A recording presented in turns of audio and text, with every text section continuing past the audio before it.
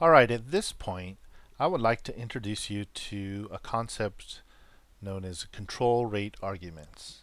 So let's just quickly review that our arguments here are variables that are passed into our code here, into our synth-def. So for example, pitch is passed down here, and it's reused a couple times maybe, or maybe just the once. And it's changeable from the outside. So once you have your synth playing, you have sound going, and it's set in motion, you can change various things. That's useful, like pitch. You don't always want the same pitch. So you use the pitch set, the a.set argument, or the whatever synth name.set, and you can change the pitch on the fly while the thing is playing. All right. Now, there's a different way of making arguments, and it's a slightly more advanced thing. Maybe at this stage, we wouldn't necessarily deal with control rate arguments. But in this case, just because we're going to be having sort of a continuous change, so if you are familiar with Theremin, I guess like Good Vibrations or the work of Clara Rockmore, there's all kinds of theremin things. There's a kind of slidey feel to the theremin. It goes wee, it goes up and down, sort of a sci-fi feel as well.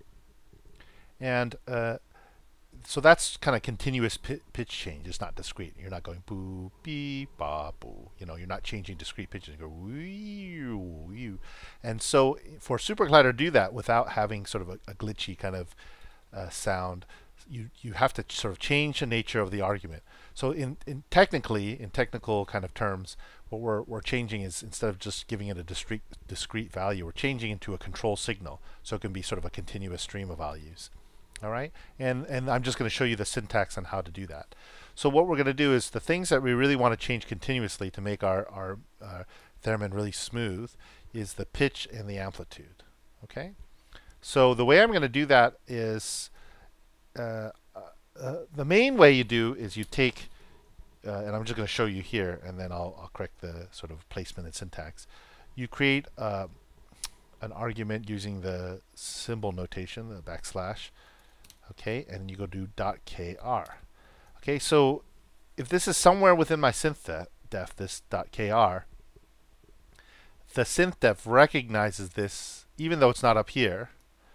It recognizes this as an argument, and it'll still pass things on to this pitch kr. So I can put this backslash pitch kr anywhere in my thing.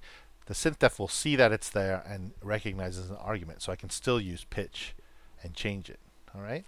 Now this control rate argument takes it takes a number of possible arguments, but the two main ones are the value, the default value. So that's just like what we have here.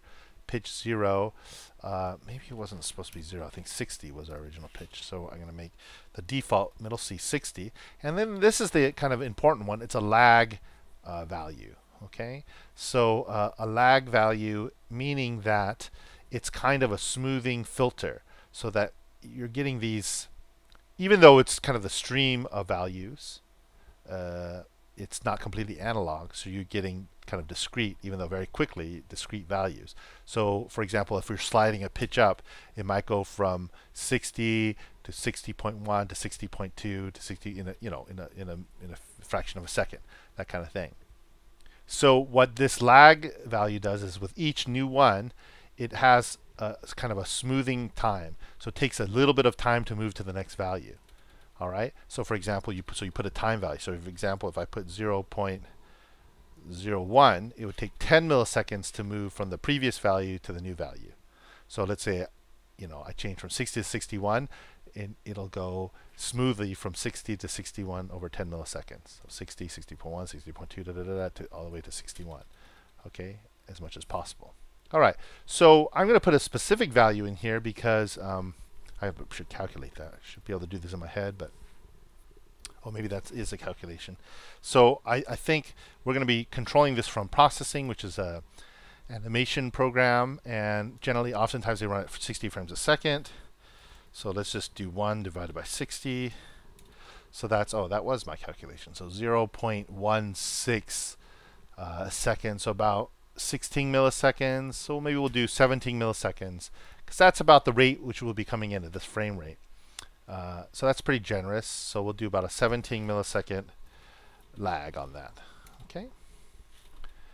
And And we'll make this a variable, so now just for ease of use, we'll make pitch here a variable.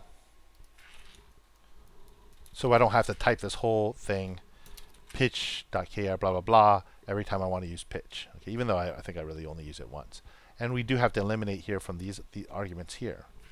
Okay, because it's no longer this sort of analog or manual argument, it's now a signal-based argument, this control rate signal.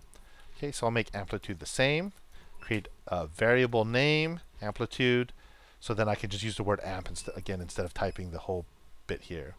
So I'll say amp, because it just sort of clutters up your code. And I will call that amp.kr, and its default, I think, was 0.85. That's its first value. And then again, we'll use the same lag, 0.017. All right. So now we have these two things to pass in, and it'll smooth these. It uses this lag time to smooth the values from one to another. So you can get that sort of nice wee, you know, the slidey kind of feel there. So let's just give it a shot. Let's see if it works. Okay, and then if I change my pitch, well, it's so short amount of time you didn't hear a real slide. I mean, I suppose what we can do is we can try that. We can just for an example, let's make it like 3 seconds or something like that, and then do that. And of course, that can be a variable too. I mean, it can be an argument. That can actually be an argument. You can change the lag time. In our case, we don't really need to do that, but let's see if it works here.